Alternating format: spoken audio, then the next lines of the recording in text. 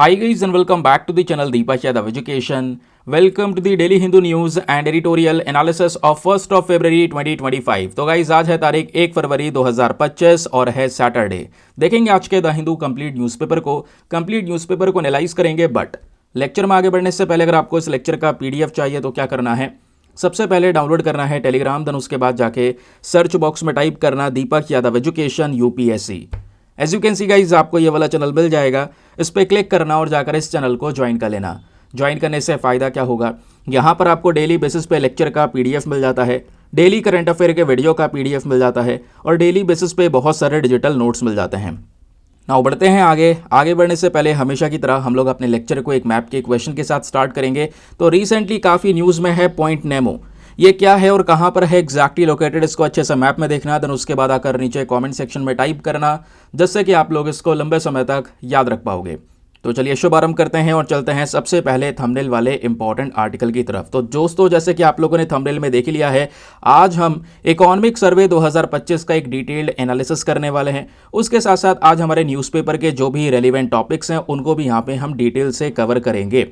तो सबसे पहली चीज़, ये इकोनॉमिक सर्वे क्या होता है, बजट क्या होता है, आइए दोनों के बीच का थोड़ा डिफरेंस जान लेते हैं। क्योंकि आज है 1 फरवरी 2025 और आज हमारा बजट आने वाला है। बजट बेसिकली क्या डिनोट करेगा, आगे 2025-26 वाले साल में हमें कहाँ कहाँ पर कितना कितना पैसा खर्च करना है, कौन कौन से मंत्रालय को कितना अमाउंट दिया जाएगा, वो सब इस बजट में डिस्कस किया जाने वाला है। वो आज रिलीज़ होगा, कल तक रिपोर्ट्स पूरी तरीके से पब्लिश हो जाएंगी, तो कल मॉर्निंग में हमारा बजट का एनालिसिस आएगा। लेकिन अभी क्या है दोस्तों, आपको याद होना चाहिए इकोनॉमिक सर्वे जो है बजट से एक दिन पहले आता है। तो एक दिन पहले यानी कि ऑलरेडी कल जो 31 जनवरी थी, कल के दिन ये इकोनॉमिक सर्वे आ चुका है, हमारे पास में रिलीज हो चुका है। तो इकोनॉमिक सर्वे की इंपॉर्टेंट हाइलाइट्स क्या हैं, आज के इस पर्टिकुलर सेशन में हम डिस्कस करेंगे। फिर आज बजट आ जाएगा तो कल आपके मॉर्निंग में बजट का वीडियो आपके सामने प्रेजेंट होगा। ठीक है, तो आपकी बार इकोनॉमिक सर्वे का जो फ्रंट कवर है वो इस तरीके से देखने को मिलता है। फ्रंट कवर को थोड़ा बहुत ध्यान रखिएगा, एक बार पिंक कवर रखा गया था, याद होगा किस चीज़ को डिनोट करता है, इसको लेकर क्वेश्चन बन गया था। ठीक है, तो आपकी बार फ्रंट कवर इस तरीके से है, सामने आपको ये चक्रा देखने को मिलेगा, इसमें अलग अलग सेक्टर्स को डिनोट किया गया है, चाहे वो रिन्यूएबल एनर्जी हो, चाहे वो एग्रीकल्चर सेक्टर हो, चाहे वो सर्विस सेक्टर हो, इन सब चीज़ों को इस पर्टिकुलर पेज में डिनोट किया गया है। ठीक है, अब इकोनॉमिक सर्वे होता क्या है ज़रा ये सुनिए। जब हम बात करते हैं इकोनॉमिक सर्वे और बजट की, आपको याद है बजट क्या होता है, एक साल आगे की तैयारी की जा रही है। ठीक है, अब जैसे कल जब हम डिटेल डिस्कस करेंगे तो उसमें यहाँ पे मैं आपको क्या बताऊंगा बजट के बारे में कि कहाँ कहाँ पर कौन कौन से मंत्रालय को कितना कितना पैसा दिया गया है। ठीक है, तो बेसिकली जैसे अभी जो हमारा पर्टिकुलर ईयर चल रहा है ये कौन सा है, ये 2025-26 वाला पर्टिकुलर ईयर देखने को मिलेगा। इससे पहले जो लास्ट ईयर था वो हमारा 2024-25 देखने को मिलता है। तो ये जो 2025-26 वाला है, यानी कि अब आने वाला जो साल हमारा रहने वाला है 31 मार्च 2026 तक का, उतने पर्टिकुलर समय के अंदर में किस किस को कितना पैसा दिया जाएगा, है ना, क्या हमारा बजट रहने वाला है, वो इस बजट में ही डिस्कस होगा। लेकिन इकोनॉमिक सर्वे एक साल पहले का डेटा कवर करता है, याद रखिएगा। यानी कि इकोनॉमिक सर्वे में जो आज हम डिस्कस कर रहे हैं उसमें हम ये बात करने वाले हैं पिछले साल हमारी जो आर्थिक स्थिति है वो किस लेवल पर थी, कौन कौन से सेक्टर्स ग्रो किए हैं, जीडीपी किस लेवल पर रही है, ठीक है, और कैसे कैसे सेक्टर्स में ग्रोथ हुई है, कहाँ कहाँ पर कमियाँ थीं, और कमियाँ होने के बाद इकोनॉमिक सर्वे लास्ट में सुधार यानी रिकमेंडेशन देता है कि कुछ कुछ जगह पे हमें रिफॉर्म्स करने चाहिए। फिर वो जो रिफॉर्म्स है वो गवर्नमेंट देखती है, लेकिन गवर्नमेंट केवल वो रिफॉर्म्स देख सकती है, गवर्नमेंट को लगता है सही है तो वो यहाँ पर उसको रिफॉर्म्स को इम्प्लीमेंट कर सकते हैं, लागू कर सकते हैं, और उनको लगता है कि यार हमें ये नहीं मानना है तो उनकी मर्जी है। क्योंकि याद रखिएगा इकोनॉमिक सर्वे में जो पिछले साल की स्थिति है जब वो डिस्कस करते हैं तो जो जब रिकमेंडेशन आता है कि हमें ये करना है, तो वो जो रिकमेंडेशन है it's not binding on the government, सरकार के ऊपर वो बाइंडिंग नहीं होता है। सरकार चाहे तो वो मान लेगी, चाहे तो यहाँ पर वो रिकमेंडेशन ऐसे ही धरा का धरा रह जाएगा जो इकोनॉमिक सर्वे ने दिया है। ठीक है, तो याद हो गया, इकोनॉमिक सर्वे एक साल पहले का डेटा देता है, बजट जो है आने वाले साल का डेटा देता है कि आने वाले साल में हमें कहाँ कहाँ पर कितना कितना जो पैसा है खर्च करना है। अब 2025 के ओवरव्यू को देख लेते हैं। सर सबसे पहला इकोनॉमिक सर्वे जो आया वो 1950 से लेकर 51 के बीच में आया। इसको कौन प्रेजेंट करता है, फिनांस मिनिस्टर ऑफ इंडिया यानी कि हमारे वित्त मंत्री जो है वो प्रेजेंट करते हैं। आज कौन है फिनांस मिनिस्टर, निर्मला सीतारमन जी हैं। कॉन्स्टिट्यूशन के अंदर में इसका कोई प्रोविजन नहीं है, याद रखिएगा, लेकिन एक और चीज़ है जो बहुत इंपॉर्टेंट है, इकोनॉमिक सर्वे को प्रिपेयर कौन करता है? इकोनॉमिक सर्वे को प्रिपेयर किया जाता है डिपार्टमेंट ऑफ इकोनॉमिक अफेयर्स के थ्रू। कहोगे ये प्रेजेंट करता है फाइनेंस मिनिस्टर ऑफ इंडिया, तो ध्यान रखिएगा ये सब चीज़ें आती हैं हमारी मिनिस्ट्री ऑफ फिनांस में, ठीक है, जो हमारा वित्त मंत्रालय है इसके अंडर में आता है। इसी मिनिस्ट्री ऑफ फिनांस के जो मिनिस्टर हैं वो यहाँ पर फिनांस मिनिस्टर होता है, निर्मला सीतारमन जी इस मिनिस्ट्री ऑफ फिनांस को संभालती हैं, ठीक है। अब इस मंत्रालय के अंदर में अलग अलग डिपार्टमेंट्स हैं, ठीक है, जिसमें डिपार्टमेंट ऑफ इकोनॉमिक अफेयर्स नाम का भी एक डिपार्टमेंट है जो बेसिकली जिसकी हम बात कर रहे हैं।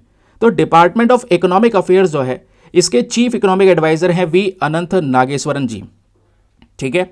तो याद रखिएगा ये डिपार्टमेंट इनके अंडर में आता है और इसी डिपार्टमेंट ने इस इकोनॉमिक सर्वे को तैयार किया है। रिलीज डेट आपको पता चल चुकी है 31 जनवरी 2025 में आ चुका है, यानी कल ऑलरेडी इसके बारे में सारी चर्चाएं हो चुकी हैं। इसका पर्पस क्या है कि पिछले साल में इंडिया का इकोनॉमिक परफॉर्मेंस क्या है उस चीज़ को रिव्यू करना, कहाँ कहाँ पे कमियां हैं उस चीज़ को रिव्यू करना। इसका जो रिकमेंडेशन होते हैं वो एडवाइजरी होते हैं, ये केवल एडवाइस देने का काम करते हैं, वो गवर्नमेंट के ऊपर डिपेंड करता है कि गवर्नमेंट इस इकोनॉमिक सर्वे के डेटा को माने या ना माने, ठीक है। ये बात क्लियर हुई। चलिए आप थोड़ी सी और डिटेल डिस्कस कर लेते हैं। ये डिपार्टमेंट वगैरह ये सब कुछ मैं आपको बता ही चुका हूँ, ठीक है। आप कुछ इस तरीके से नोट्स फॉर्म करके चल सकते हैं, ये मैं आपको रेडीमेड तरीके से ऑलरेडी इसको क्रिएट करके प्रोवाइड करवा रहा हूँ, ठीक है।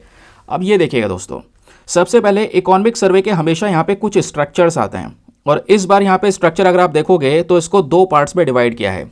अब की बार पार्ट ए है और पार्ट बी है।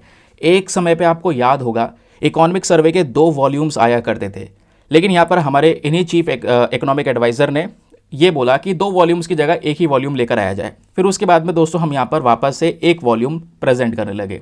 एक समय यह भी था जब बजट और इकोनॉमिक सर्वे दोनों साथ में आया करते थे, याद है, लेकिन बाद में दोस्तों यहाँ पे इकोनॉमिक सर्वे और बजट दोनों को अलग अलग दिन पे प्रेजेंट करना शुरू कर दिया गया। इस बार 2025 का इकोनॉमिक सर्वे 2 पार्ट्स में डिवाइडेड है, part A and part B. Part A के अंदर में स्पेशल फोकस किया गया है पिछले साल के इकोनॉमिक ट्रेंड्स के ऊपर में, क्या क्या चैलेंजेस रहे हैं, और उसके अलावा रिकमेंडेशन के ऊपर में शेयर करेंगे कि भाई क्या करना चाहिए, सरकार का अप्रोच क्या होना चाहिए अगर इकोनॉमी को सुधारना है तो।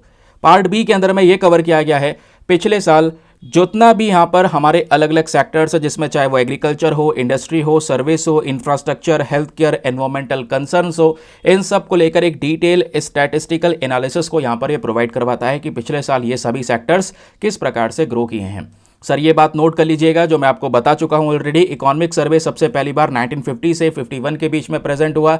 उस समय पर यह बजट के साथ प्रेजेंट हुआ करता था, लेकिन 1964 के बाद में इसको अलग अलग प्रेजेंट करने लगे, यानी कि इकोनॉमिक सर्वे एक दिन पहले और बजट यहां पर उसके अगले दिन यानी कि 1 फरवरी को आने लगा। ठीक है, इतना क्लियर हो गया। अब चलिए दोस्तों आते हैं हाइलाइट्स के ऊपर में कि इस बार के 2025 के इकोनॉमिक सर्वे ने क्या क्या चीज़ें हमारे पास में प्रेजेंट की हैं, कैसी इकोनॉमी हमारी लास्ट ईयर रही है। तो इकोनॉमी की जब भी बात होती है तो सबसे पहली होती है ओवरऑल ग्रोथ। अब ओवरऑल ग्रोथ हम कैसे देख सकते हैं जीडीपी से, हमारा जो यहाँ पर ये ग्रॉस डोमेस्टिक प्रोडक्ट है उससे देख सकते हैं, क्योंकि जीडीपी में ही आपकी सभी चीज़ें हैं, कंजम्पशन है, इन्वेस्टमेंट है, एक्सपेंडिचर्स हैं, एक्सपोर्ट इंपोर्ट, ये सब जीडीपी में आता है। तो एक बार हम अपनी पूरी इकोनॉमी को देखने के लिए क्या करते हैं, देश की जीडीपी देखते हैं। तो इंडिया की जो रियल जीडीपी ग्रोथ है दोस्तों, ये प्रोजेक्ट की गई है 6.4% के आसपास 2025 में। तो 6.4% के आसपास प्रोजेक्शन है, और जो आने वाला पर्टिकुलर ईयर है उसमें 6.3 से लेकर 6.8% के आसपास इकोनॉमी ग्रो हो सकती है, ऐसा यहाँ पे बोला जा रहा है। इस वाले डेटा को आप देख सकते हैं। यहाँ पे देखोगे 2021-22 में हमारी इकोनॉमी ग्रोथ, जीडीपी ग्रोथ काफ़ी बेटर थी, लेकिन फिर पिछले कुछ सालों में जीडीपी ग्रोथ कॉन्स्टेंटली यहाँ पर डिक्लाइन होती हुई नजर आई है। ये उतार चढ़ाव बड़ा रहता है दोस्तों, ये डिपेंड करता है सिचुएशन के ऊपर में, जियोपॉलिटिकल कॉन्फ्लिक्ट्स के ऊपर में, बहुत सारी चीज़ें होती हैं जो यहाँ पर कहीं ना कहीं जीडीपी को फ्लक्चुएट करती हैं। तो 2021-22 में 9.7% के आसपास आपको जीडीपी ग्रोथ देखने को मिला, मतलब 9.7%। फिर उसके बाद यहाँ पर 2022-23 में 7.0, 2023-24 में 8.2, 2024-25 में ये जो पर्टिकुलर ईयर है यही आपका यहाँ पर क्या करता है, इकोनॉमिक सर्वे को दिखा रहा है, क्योंकि लास्ट ईयर हमारा कौन सा था, 2024-25। ठीक है, यानी कि 2024 में 1 अप्रैल से लेकर मार्च 2025 तक का डेटा यहाँ पे कवर किया गया है। तो अभी मार्च बचा है, तो बोला जा रहा है ओवरऑल 6.4% के आसपास यहाँ पर रहेगा जीडीपी। और आगे आने वाला जो साल है 2025-26 का, उसमें 6.3 से लेकर 6.8% के आसपास ग्रोथ हो सकती है, which is not a massive growth. जो हम यहाँ पर एक्सपेक्ट कर रहे हैं वैसा नहीं है, बट यहाँ पर इकोनॉमिकल ग्रोथ कुछ इस प्रकार से चल रही है। अब ये डेटा है, ये फैक्ट है, तो आपके पास में ये पता होना चाहिए। इकोनॉमिक सर्वे का डेटा आपके सामने ये प्रेजेंट है, ठीक है। तो पहला सेक्शन हो गया जीडीपी ग्रोथ, लिख लीजिए एक एक लाइन के अंदर में। दूसरा यहाँ पे दोस्तों सेक्टोरल परफॉर्मेंस के बारे में बात की गई है। नाउ जब बात होती है सेक्टोरल परफॉर्मेंस की, तो इस सेक्टर में एग्रीकल्चर सेक्टर ने बहुत बड़ा कंट्रीब्यूशन दिया है। हम एग्रीकल्चर सेक्टर को बिल्कुल भी इग्नोर नहीं कर सकते, क्योंकि आज हमारे देश की जीडीपी जो यहाँ 6.4% के आसपास यहाँ पे डगमगा रही है, उसमें एक बहुत बड़ा योगदान हमारे कृषि क्षेत्र एग्रीकल्चर सेक्टर का भी है। बाकी सर्विस सेक्टर का भी रोल है, इंडस्ट्रियल सेक्टर का भी रोल है। सर्विस सेक्टर पेंडेमिक में थोड़ा सा इंडस्ट्रियल सेक्टर पेंडेमिक में थोड़ा सा लड़खड़ा गया था, लेकिन वापस से ये रिवाइव हुआ। सर्विस सेक्टर यहाँ पर धीरे धीरे करके वो भी कहीं ना कहीं इंप्रूव हुआ है पेंडेमिक के बाद में, ठीक है। तो ये आपको देखने को मिलेगा। अब ये ग्रोथ की बात हो गई, जीडीपी की बात हो गई, फिर उसके बाद इसमें बोला जा रहा है कि सभी सेक्टर्स ने अच्छा परफॉर्म किया है, ये भी मेंशन किया गया है। क्योंकि अच्छा परफॉर्म इसलिए किया है, जो महंगाई है हमारी वो थोड़ी सी कंट्रोल रही है। इन्फ्लेशन की जब बात होती है तो रिटेल इन्फ्लेशन रिड्यूस हुआ है, ये बोला गया है। 2024 में रिटेल इन्फ्लेशन 5.4% के आसपास रहा, ठीक है, इतने से लेकर 4.9% के आसपास। ये डेटा है अप्रैल से दिसंबर 2024 में। तो last year inflation, retail inflation थोड़ा सा कम हुआ, ठीक है, वो यहां पर इन्होंने मेंशन किया। फिर जो अनएम्प्लॉयमेंट रेट होता है, यानी कि जो बेरोजगारी दर है, वो यहां पे कम हुआ है, यानी लोगों को नौकरियां मिली हैं। अनएम्प्लॉयमेंट रेट डिक्लाइन हुआ है, 3.2% तक पहुंचा है। फिर उसके बाद इसमें यह बोला गया लास्ट ईयर जो हमारा बैंकिंग और फिनांस सेक्टर है, इसमें जो एनपीए होता है, that is gross national performing asset, ये बैंक्स का तेजी से ड्रॉप हुआ है, जो कि यहां पर एक कह सकते हैं अच्छी कंडीशन है इंडिया के लिए।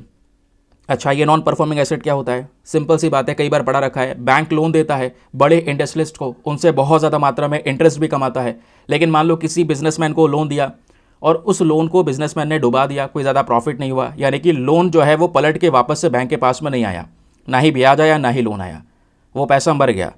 अब वो क्या कहलाएगा? नॉन परफॉर्मिंग एसेट, जिसको हम बोलते हैं एनपीए। तो इस तरीके की कंडीशंस बैंक के लिए बहुत बुरी होती हैं, बैंक को बुरे हालात में डाल देती हैं, ठीक है। तो इसलिए दोस्तों यहाँ पे बोला जा रहा है कि अब की बार ये वाली कंडीशंस थोड़ी सी इंप्रूव हुई हैं, यानी बैंक्स के लिए जो नॉन परफॉर्मिंग एसेट होता है ये ड्रॉप हुआ है। 2.6% के आसपास यहाँ पर आपको ये रिकॉर्ड देखने को मिलेगा। एज ऑफ सितंबर 2024 की बात हो रही है। इंश्योरेंस मार्केट तेजी से ग्रो हुआ है, यानी कि इंश्योरेंस कवरेज इंडिया में बढ़ रहा है, which is a good sign. Then उसके बाद यहाँ पे फॉरेन इन्वेस्टमेंट एंड ट्रेड की बात हो रही है। तो जो एफडीआई है, फॉरेन डायरेक्ट इन्वेस्टमेंट की जब हम बात करते हैं, बाहर से जो डायरेक्टली यहाँ पर निवेश आ रहा है हमारे देश के अंदर में, ये इन्वेस्टमेंट 7.9% से ईयर ऑन ईयर ग्रो होता हुआ नजर आया है। 2025 में अगर आप देखोगे ये इन्वेस्टमेंट $55.6 बिलियन तक पहुंचा है। एक्सपोर्ट्स भी इंप्रूव हुए हैं, लेकिन यहाँ पे ये भी ध्यान रखना होगा, हमने इंपोर्ट्स भी बढ़ाए हैं, ठीक है। फिर वो अभी फिस्कल जो डेफिसिट है वो कहाँ पे है अभी आगे मैं आपको बताऊंगा, ठीक है। फिर बात आती है इंफ्रास्ट्रक्चर एंड कैपिटल एक्सपेंडिचर की। Very important. Sir, what do you mean by capital expenditure? Capital expenditure वो एक्सपेंडिचर्स या वो खर्चे होते हैं जिससे हम एक असेट को जनरेट कर रहे हो। सरकार ने एक जगह पे रोड बना दी, ठीक है, या कोई और ऐसा कंस्ट्रक्शन किया जो सरकार के लिए एसेट रहा, यानी कि रिटर्न में उसके बदले में गवर्नमेंट को पैसा मिलेगा आगे भविष्य में, वो हमारा कैपिटल एक्सपेंडिचर होता है। तो इंफ्रास्ट्रक्चर और कैपिटल एक्सपेंडिचर में गवर्नमेंट ने खर्चा बढ़ाया है, ये भी अच्छी चीज़ है। अब ये खर्चा कितना बढ़ा है? 38.8% से यहाँ पर ये इंक्रीमेंट नजर आया है, ठीक है, इस कैपिटल एक्सपेंडिचर और इंफ्रास्ट्रक्चर एक्सपेंडिचर पे ये ध्यान में रख सकते हैं। फिर बात आती है इंडस्ट्रियल ग्रोथ के बारे में। तो इंडस्ट्रियल सेक्टर 6.2% से ग्रो हुआ है इस फिस्कल ईयर 25 के अंदर में, और सबसे ज़्यादा इंक्रीमेंट हमारा स्टील प्रोडक्शन नजर आया, स्टील इंडस्ट्री ग्रो हुई है। फिर ऑटोमोबाइल डोमेस्टिक सेल्स यहाँ पर इंक्रीज हुई हैं, है ना, या तो स्टील सेक्टर में ग्रोथ हुई है, दूसरा जो हमारे देश में गाड़ियाँ बिक रही हैं स्पेशली, उसमें भी एक ग्रोथ देखने को मिली है।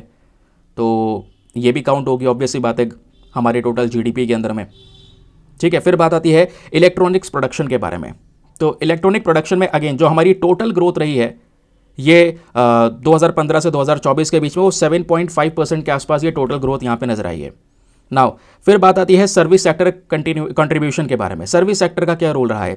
जैसे हमने एग्रीकल्चर सेक्टर में देखा, तो सर्विस सेक्टर का योगदान भी बढ़ा रहा है, ठीक है। जो टोटल ग्रॉस वैल्यू एडेड है, इसको यहाँ पर 55.3% तक इन्होंने इंक्रीज किया है 2025 के अंदर में, जो 2014 से लगभग बढ़ चुका है, 50% से इंक्रीज होकर यहाँ पर 55.3% पहुँचा है।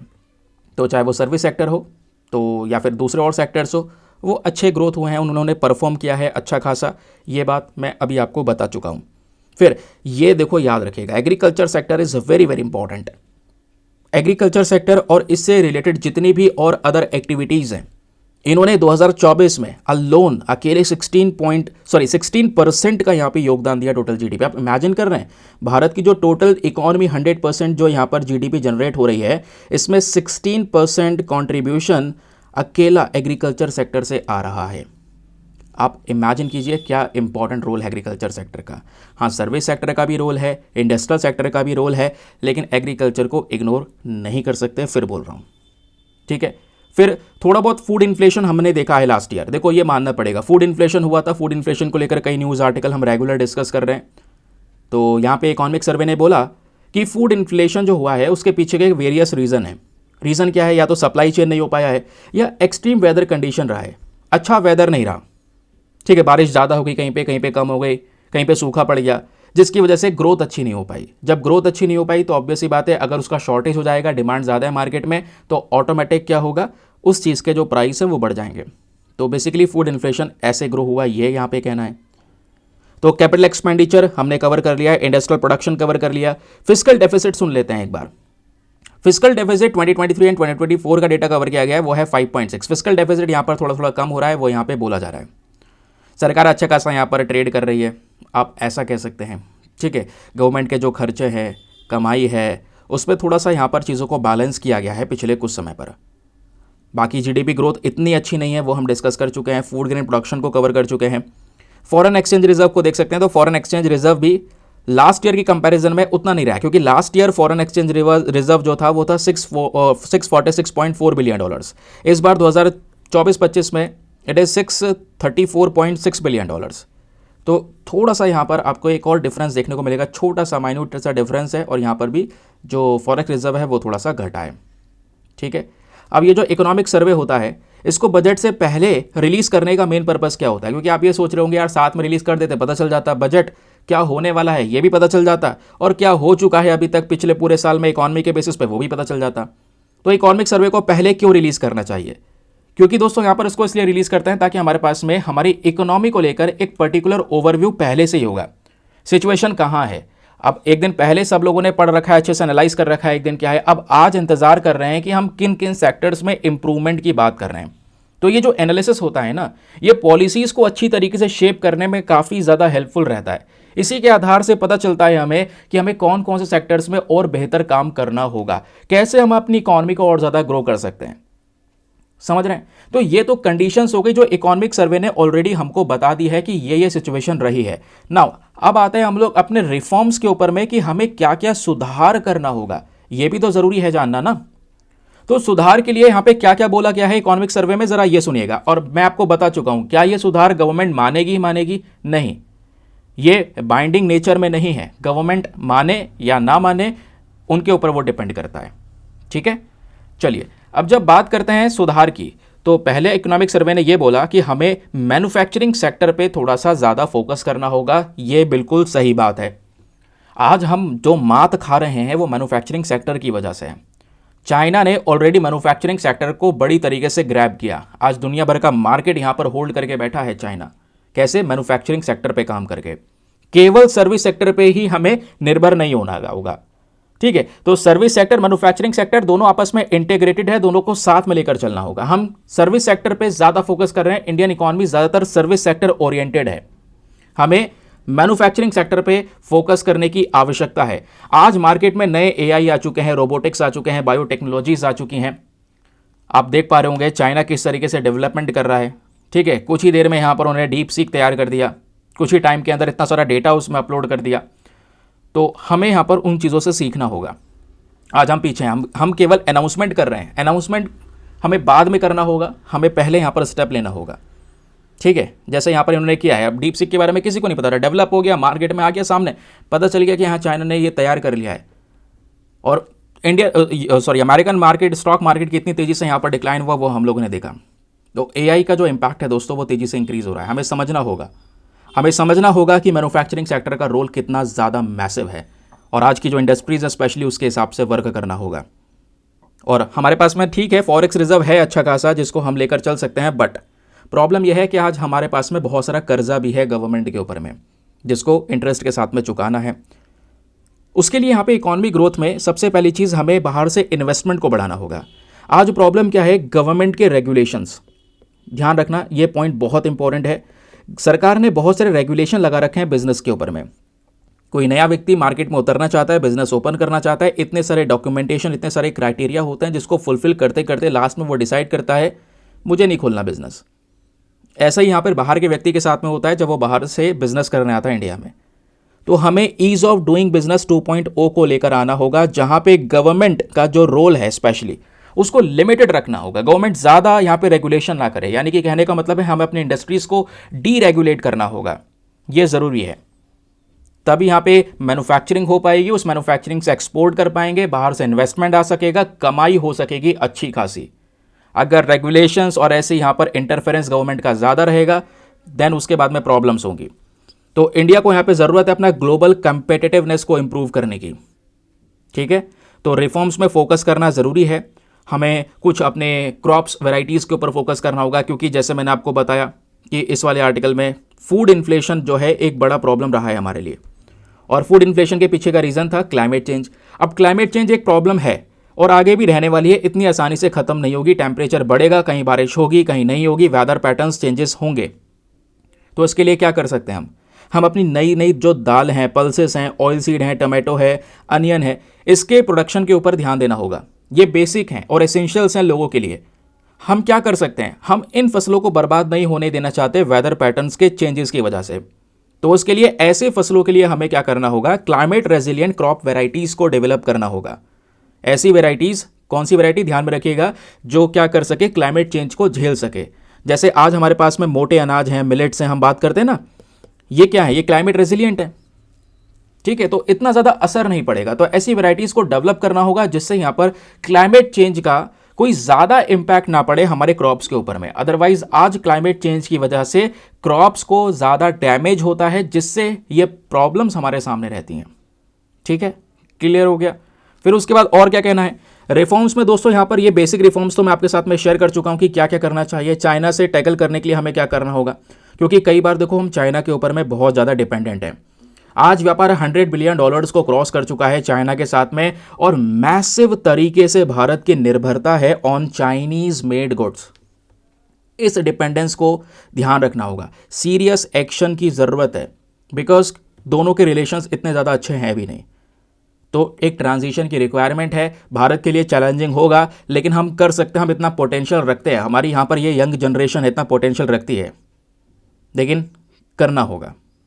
बाकी मैन्युफैक्चरिंग सर्विसेज का जो क्या रोल है वो आपको बता ही चुका हूँ, और जो हमारे वी अनंत नागेश्वरन जी हैं, इनका क्या कहना है सुनिएगा।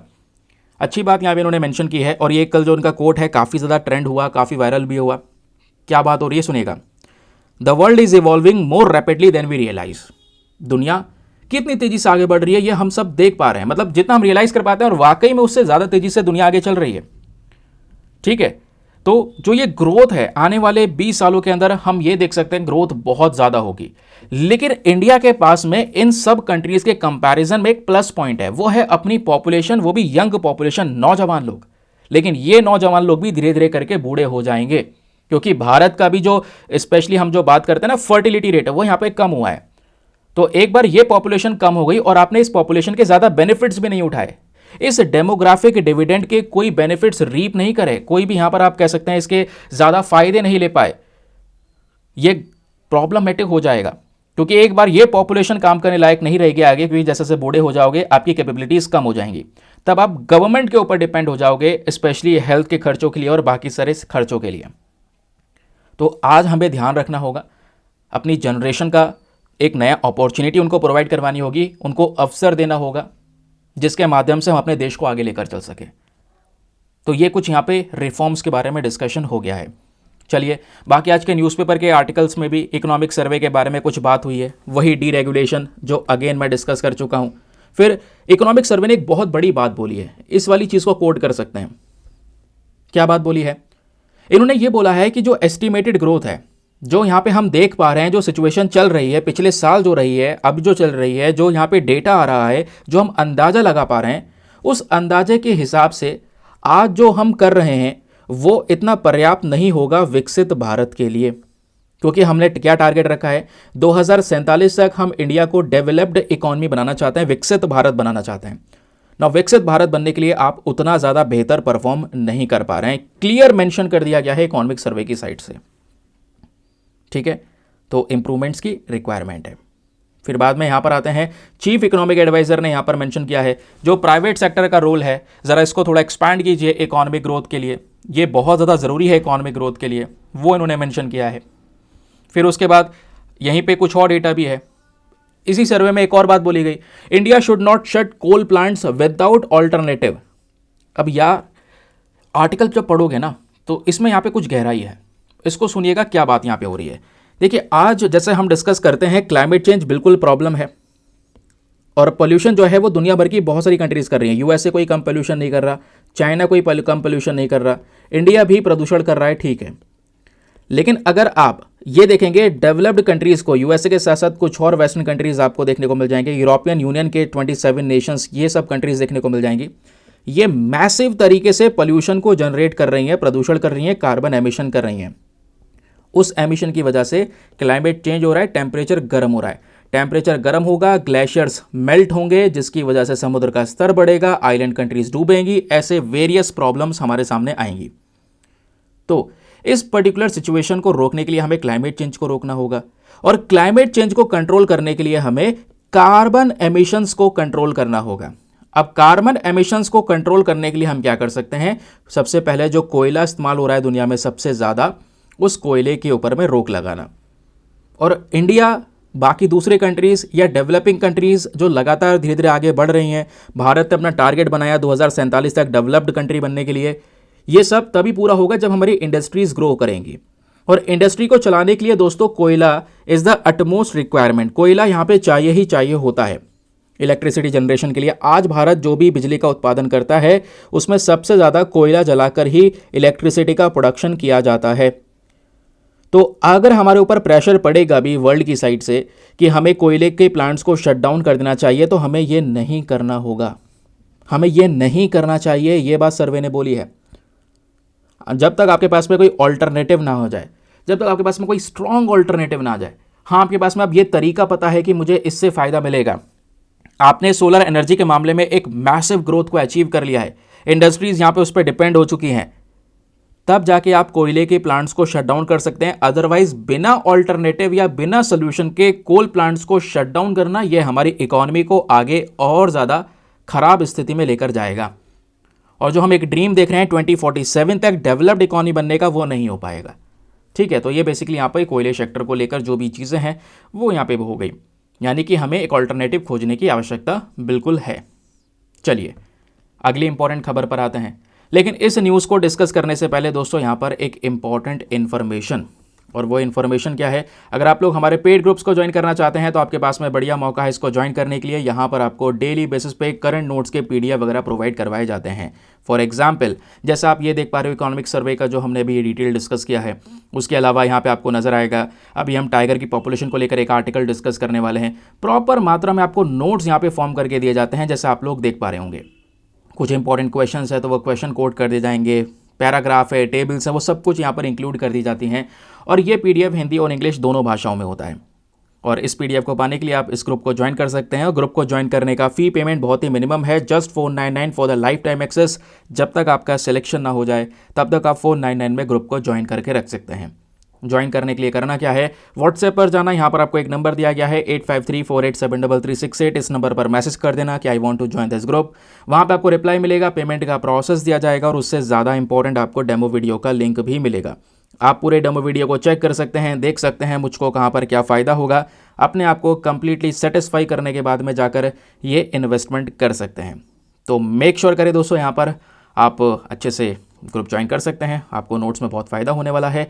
दूसरी चीज़ एक बात और बता दूं, ग्रुप आप ज्वाइन जब करेंगे ना तो ऐसा नहीं है केवल आज से PDF मिलने शुरू होंगे, पुराने सभी PDFs अवेलेबल हो जाएंगे, तो आपका अमाउंट हाथों हाथ रिकवर हो जाने वाला है। बाकी यार मेक श्योर क्या करो, चैनल के ऊपर में सब्सक्राइब बटन है उसको प्रेस कर लो। 6 लाख सब्सक्राइबर्स का टारगेट है। जो भी लोग पहली बार चैनल पर आए हैं, पहली बार ये वीडियो देख रहे हैं, मेक श्योर करें सब्सक्राइब कर लें। चलिए फिर शुरुआत करते हैं आज के नेक्स्ट आर्टिकल की। यहाँ पे बात हो रही है भारत की जो टाइगर पॉपुलेशन है ये 30% से बढ़ गई है पिछले 2 डिकेड्स यानी पिछले 20 सालों के अंदर में। तो इंडिया का जो अचीवमेंट है ये एक मैसिव अचीवमेंट है, वो यहाँ पे बात हो रही है। इसमें हमने कैसे चीज़ों को बैलेंस किया है, कौन कौन से लेजिस्लेटिव फ्रेमवर्क्स हैं, कौन कौन से नियम है जिसका यूज़ करके हमने टाइगर की पॉपुलेशन को स्टेबल रखा है। क्योंकि आज दुनिया में जितने भी टाइगर्स हैं उसका 70% टाइगर का पॉपुलेशन केवल भारत में पाया जाता है। ये गवर्नमेंट डेटा के अकॉर्डिंग मैं आपको बता रहा हूँ। ये वो डेटा है जिसको 26 जुलाई 2024 को रिलीज़ किया गया था, जिसमें क्लियरली मेंशन किया गया था now India is home to 70% of the world's wild tiger population. इस डेटा के अकॉर्डिंग अगर आप देखोगे तो टाइगर की पॉपुलेशन थोड़ी फ्लक्चुएट हुई है, कभी बढ़ती हुई है, कभी कम होती हुई नजर आई है। अब वो कैसे यहाँ पर चीज़ों को डिनोट किया गया है वो डिपेंड करता है इसके काउंटिंग मेथड्स के ऊपर में कि आपने किस तरीके से काउंटिंग की है। चलिए अब मैं आपको थोड़ा विस्तार से बताता हूँ, क्योंकि इस आर्टिकल को आप देख लोगे कुछ यहाँ पे इंपॉर्टेंट एक्ट्स आपको मिल जाएंगे, कुछ रेगुलेशंस मिल जाएंगे, अदरवाइज कुछ रेलिवेंट और चीज़ें नहीं हैं। बस खाली नई स्टडी ने यह बताया टाइगर की पॉपुलेशन पिछले 20 सालों में 30% से बढ़ी है, इतना आपको पता है ना। अब इस हेडलाइन को थोड़ा सा और डिटेल से एनालाइज करना होगा। यहाँ पे आपको जानने की ज़रूरत है टाइगर्स के स्पीशीज़ के बारे में, टाइगर्स की प्रोटेक्शन के लिए हम क्या क्या चीज़ें कर रहे हैं, क्योंकि ऐसे बहुत सारे क्वेश्चन यूपीएससी पूछ चुका है, टाइगर रिजर्व्स को लेकर क्वेश्चंस बनते हैं। आइए मैं आपको पूरा कंप्लीट एनालिसिस देता हूं जहां पे प्रीलिम्स और मेंस को लेकर क्वेश्चंस बनेंगे। सबसे पहले इंट्रोडक्शन, ये हम डिस्कस कर ही चुके हैं। स्टडी ने ये बताया, स्टडी बेसिकली आई है, पब्लिश हुई है साइंस में। इस स्टडी को यहाँ पर लीड किया था यदवेंद्र देव जी ने, और इन्होंने ये मेंशन किया 30% टाइगर की पॉपुलेशन इंडिया में पिछले 20 सालों में बढ़ी। उसके पीछे का रीज़न यहाँ पर यह है क्योंकि इंडिया ने सक्सेसफुली यहाँ पे कंजर्वेशन किया है, अपनी अच्छी स्ट्रैटेजीज़ को अपनाया है, कुछ नए नियम अपने सामने प्रस्तुत किए हैं और लैंड यूज़ प्रैक्टिस को यहाँ पे सही तरीके से अपनाया है, जिसकी वजह से हम टाइगर की पॉपुलेशन को बढ़िया तरीके से मेंटेन कर पाएँ। नाउ अब यहाँ पर इस स्टडी के कुछ इंपॉर्टेंट की फाइंडिंग्स है, ज़रा इसको ध्यान में रखिएगा। सर सबसे पहली चीज़ क्या है, 2006 में अगर आप देखोगे, यानी कि हम बात कर रहे हैं टाइगर के पॉपुलेशन ग्रोथ ट्रेंड्स के बारे में। 2006 में यहाँ पे जो टाइगर्स की संख्या थी वो लगभग 1411 थी। 2010 में ये टाइगर की संख्या बढ़कर 1706 हो गई। फिर 2018 में यहाँ पर 2967 हो गई। देन 2024 के अंदर अगर आप देखोगे दोस्तों तो ये थोड़ा सा कम हुआ था। 2018 में लगभग 2967 हुआ, 2024 में 2226 टाइगर्स हमको देखने को मिले। ये जो डिटेल शेयर की गई है, ये बोला जा रहा है ये इसलिए कम हुआ क्योंकि कुछ जो मेथोडोलॉजिकल चेंजेस थे, कुछ यहाँ पर बदलाव किए काउंटिंग में, प्रोसीजर्स में, उसकी वजह से यहाँ पर डिक्लाइन हुआ। बट करंट समय पर 3000 से ज़्यादा टाइगर्स प्रेजेंट है, ये याद रखिएगा। अभी मैं आपको वो भी डिटेल शेयर करूँगा। कुछ रिपोर्ट्स ये भी बताती हैं जो पहले ही शेयर हुई हैं, लास्ट ईयर भी मैंने डिस्कस किया था। नाउ अब ये देखेंगे हमने किस तरीके से प्रोटेक्शन प्रोवाइड करवाया है। टाइगर कॉरिडोर्स है भारत के अंदर में, बहुत सारे एरिया ऐसे हैं जहाँ पर लोग भी रह रहे हैं, टाइगर का प्रेजेंस भी पॉसिबल कर पाए हैं हम लोग, ठीक है। तो इसकी वजह से कोई ज़्यादा नुकसान नहीं हुआ है, ये पॉपुलेशन बढ़ी है। और ये पॉपुलेशन को स्टेबल कर पाएँ उसके पीछे के रीज़न एक और है, वो है हमारे लेजिस्लेटिव फ्रेमवर्क्स। हमारे पास में जो भी नियम कानून हैं, जो लॉज हैं, जो वाइल्ड लाइफ प्रोटेक्शन की बात करते हैं, उसकी वजह से भी आज हम टाइगर की पॉपुलेशन को प्रोटेक्ट कर पाएँ, इवन इसको बढ़ा पाएँ। अच्छा, उसके लिए कौन कौन से एक्ट हैं? सबसे पहले हमारे पास में है वाइल्ड लाइफ प्रोटेक्शन एक्ट 1972 का आपको देखने को मिलेगा, जहाँ पे वाइल्ड लाइफ कंजर्वेशन को लेकर एक लीगल बैकिंग की जाती है।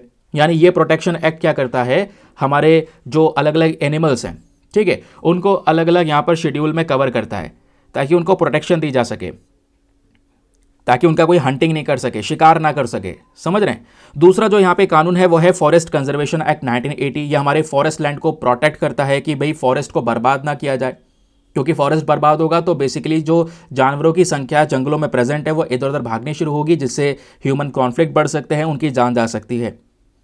तीसरा, यहाँ पे टाइगर्स की स्पेशल प्रोटेक्शन के लिए एक अलग से स्पेसिफिक बॉडी हमने यहाँ पे रिलीज़ की, जिसका नाम है नेशनल टाइगर कंजर्वेशन अथॉरिटी। ये टाइगर को प्रोटेक्शन देने के लिए जितनी भी रणनीतियाँ हैं उसको लागू करने का काम करता है। नाउ फिर बात आती है socio economic and cultural factors के बारे में। इसमें अगर आप देखोगे तो बहुत सारे नक्सल अफेक्टेड एरियाज़ है जहाँ पर टाइगर्स की संख्या कम हुई है, डिक्लाइन हुई है, क्योंकि उन एरिया में इनस्टेबिलिटी वगैरह ये कुछ ज़्यादा खास पॉइंट नहीं है। हाँ, ये ज़रूर खास पॉइंट है, इसको ध्यान रख सकते हैं कि आखिरकार इतना प्रोटेक्शन हम दे रहे हैं उसके पीछे का रीज़न है क्योंकि इन टाइगर की पॉपुलेशन को काफ़ी बड़ा खतरा पिछले कुछ समय पर फेस करने को पड़ा है। अब वो खतरा क्या है? ज़्यादातर इनका जो एरिया है, जिस जंगल में रहते हैं, उस एरिया को डैमेज किया गया, ख़त्म किया गया, पेड़ों की कटाई की गई, जिसको बोलते हैं यहाँ पर हम लोग हैबिटेट डिस्ट्रक्शन। तो ये एक रीज़न है जिसकी वजह से टाइगर की पॉपुलेशन सही मात्रा में, क्योंकि उनके घर तबाह कर दिए गए, वो कहाँ जाएंगे, इधर उधर गए, खाने पीने को नहीं मिला, या ह्यूमन कॉन्फ्लिक्ट्स हो गए, उसकी वजह से इनकी जान चली गई, ये खतरा रहता है। ठीक है, वही मैं बता रहा था कि हमने यहाँ पे अगर जंगल काट दिए, टाइगर्स को जगह नहीं मिली, तो इससे क्या होगा, मानव और जानवर के बीच में संघर्ष शुरू हो जाएगा।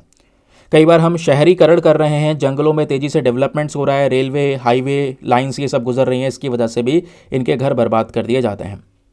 तो लास्ट में कंक्लूजन या वे फॉरवर्ड यही है कि हमें इनकी कंजर्वेशन पे ध्यान रखना होगा, क्योंकि एक फूड चेन नाम की चीज़ है, जो ये टाइगर है इसका रहना बहुत ज़्यादा ज़रूरी है। हम नहीं चाहते चीता की तरह टाइगर ख़त्म हो जाएं, क्योंकि टाइगर बाकी अपने नीचे जितने भी एनिमल्स हैं, जो स्पेशली हर्बीवोरस हैं, जो पेड़ पौधे खाने का काम करते हैं, उनकी पॉपुलेशन को कंट्रोल करने का काम ये टाइगर या ऐसे प्रीडेटर्स ही करते हैं, याद रखिएगा।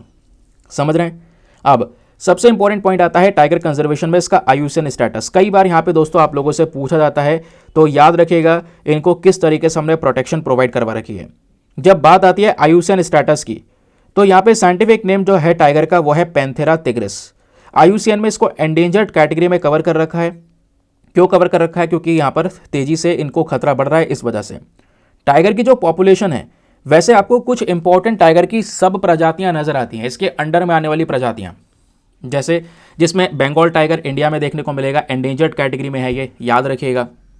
उस बंगाल टाइगर के बाद में आपको नजर आएगा इंडो चाइनीज टाइगर, इसको अगेन एंडेंजर्ड कैटेगरी में कवर कर रखा है।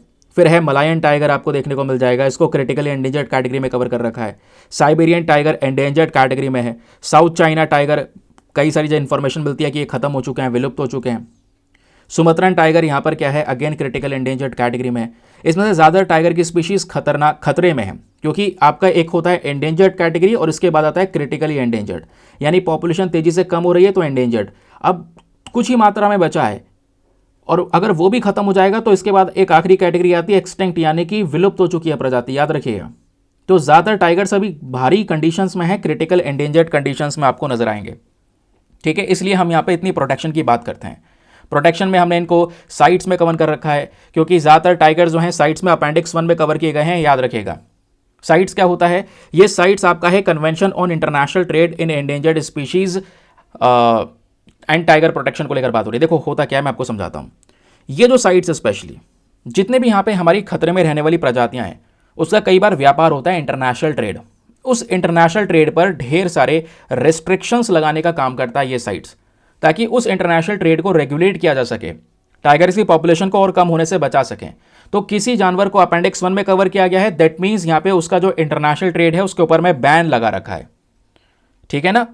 फिर उसके बाद टाइगर्स को अलग से प्रोटेक्शन दी जाती है कि इलीगल तरीके से यहाँ पर टाइगर का कोई जो खाल है उसकी या हड्डियाँ, उसका कोई ट्रेड ना हो, इन सब चीज़ों का ध्यान रखा जाता है। व्यापार बेसिकली यहाँ पर उस जानवर का रोक दिया जाता है इस साइट्स के थ्रू।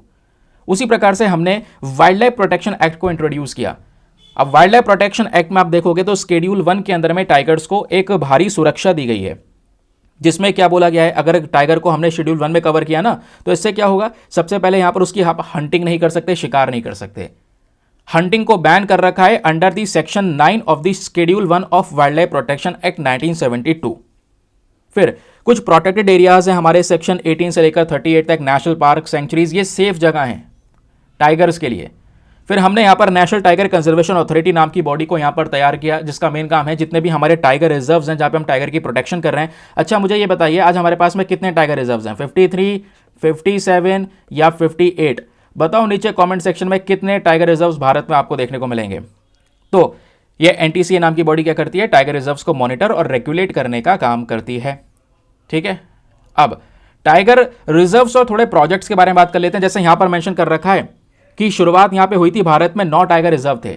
नाउ धीरे धीरे यहां पर ये 53 टाइगर रिजर्व हो गए, अब 53 से भी बढ़ गए हैं आगे। अब एग्जैक्ट नंबर क्या है वो आपको बताना है नीचे कॉमेंट सेक्शन में। समझ रहे हैं? इन टाइगर रिजर्व्स को मेंटेन करने की जिम्मेदारी NTCA that is national tiger conservation authority के पास में है। अब टाइगर रिजर्व्स को लेकर कुछ बेसिक फैक्ट्स हैं, जरा ये ध्यान में रखिएगा, क्योंकि इसको लेकर Nagarjuna Shri xylem tiger reserve, Sundarbans Kanha tiger reserve, इसको लेकर यूपीएससी ऑलरेडी क्वेश्चन पूछ चुका है। आप चेक करिए, आपको मिलते रहेंगे। मैं क्वेश्चन आज लेकर नहीं आया हूं, लेकिन मैं आपको बता रहा हूं क्योंकि प्रॉपर फैक्ट के साथ में हर एक चीज पढ़ना जरूरी है। तो मेजर टाइगर रिजर्व्स की जब हम लोग बात करते हैं तो सबसे पहले आता है कॉर्बेट टाइगर रिजर्व। ये उत्तराखंड में है और ध्यान में रखिएगा ये भारत का पहला टाइगर रिजर्व है जिसको 1973 में इस प्रकार का जो ये टैग है वो दिया गया था।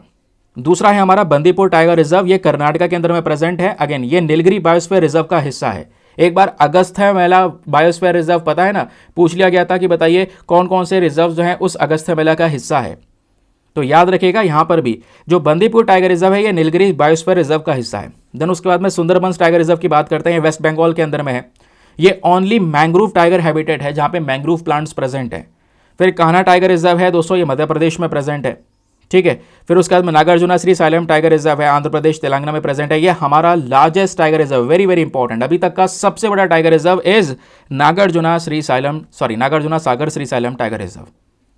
ठीक है, अब ये प्रोटेक्शन क्यों दे रहे हैं मैं आपको बता चुका हूं, किस प्रकार के खतरे हैं। ये खतरे यहां पर मेंशन कर दिए गए हैं, क्लाइमेट चेंज का इशू वगैरह वगैरह, गवर्नमेंट के, हाँ ये थोड़ा इंपॉर्टेंट है, गवर्नमेंट के इनिशिएटिव्स। आखिरी चीज़ है जिसको पढ़ के चलना, गवर्नमेंट के इनिशिएटिव्स की जब यहां पर बात आती है तो हमने प्रोजेक्ट टाइगर को शुरू किया 1973 में। ये प्रोजेक्ट टाइगर आज हमारे टाइगर रिजर्व्स की प्रोटेक्शन को लेकर बात करता है। फिर दूसरा M stripes, very important question बन चुका है। एम स्ट्राइप्स यहां पर क्या है, तो एम स्ट्राइप्स बेसिकली एक ऐसा प्रोग्राम है जिसके तहत हम टाइगर्स को जीपीएस बेस्ड ट्रैक करते हैं ताकि उनकी प्रोटेक्शन की जा सके। फिर TOES, that is tigers and other endangered species, जहां पर इनकी जो हंटिंग हो रही है उसको रोकने का बात करते हैं। फिर कंपनसेशन स्कीम चला रखी है, ठीक है, कि मतलब टाइगर किसी के ऊपर अटैक कर देता है तो उस विक्टिम को 5 लाख रुपए का ये मुआवजा दिया जाएगा, कंपनसेशन दिया जाएगा। तो ये इंडिया के कुछ इनिशिएटिव्स हैं जो बेसिकली टाइगर प्रोटेक्शन या लोगों को जब खतरा होता है तो उसको प्रोटेक्ट करने की बात करते हैं। और अगर हम दुनिया के एफर्ट्स की बात करेंगे, ध्यान रखिएगा ये इंडिया के इनिशिएटिव्स हैं।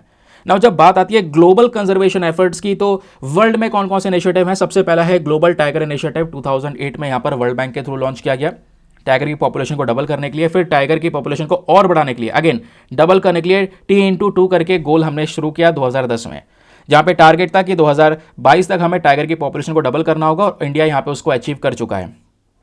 फिर उसके बाद में यहां पर बात होनी शुरू होती है ग्लोबल टाइगर फोरम के बारे में।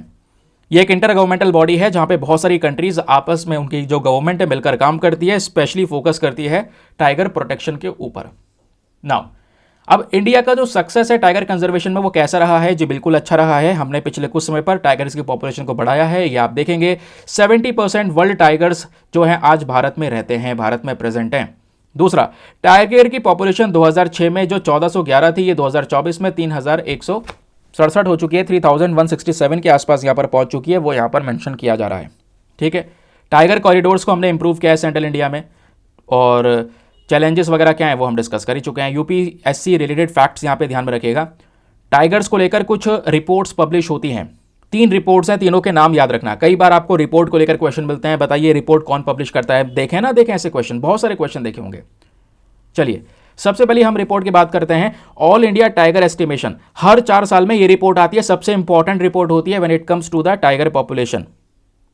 ठीक है, तो ऑल इंडिया टाइगर एस्टिमेशन को कौन पब्लिश करता है, NTCA और ministry of environment forest and climate change इसको पब्लिश करता है, जिसने बताया 2024 में हमारे पास में 301,067 टाइगर्स प्रेजेंट है, जो दुनिया की 70% टाइगर की पॉपुलेशन है।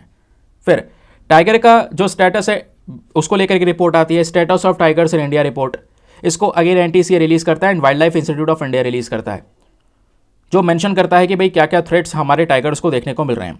तीसरी रिपोर्ट आती है living planet report, very very important, काफी एग्जाम में लिविंग प्लैनेट रिपोर्ट को लेकर क्वेश्चन बन चुका है। वर्ल्ड वाइल्ड लाइफ फंड यहां पर इसको पब्लिश करता है, और इसका की फाइंडिंग्स क्या है, दुनिया भर में जितनी भी वाइल्ड लाइफ पॉपुलेशन है वो 73% से यहां पर डिक्लाइन हुई है, उस चीज को यहां पर उन्होंने मेंशन किया है रिसेंट रिपोर्ट में।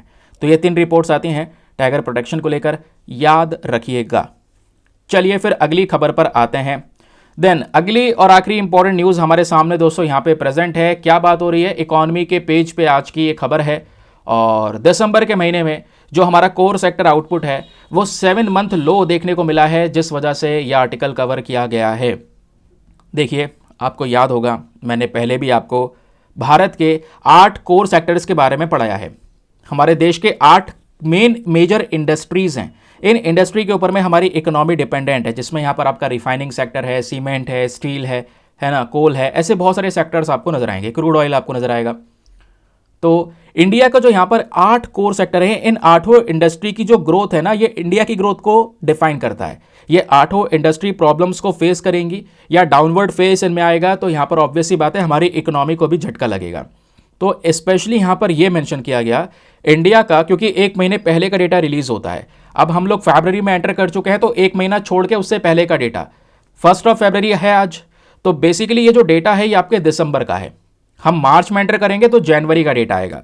तो अभी फरवरी में है, तो बेसिकली दिसंबर के महीने में जो हमारा कोर आउटपुट है वो कैसे ग्रो हुआ है वो यहाँ पे शोकेस किया जा रहा है।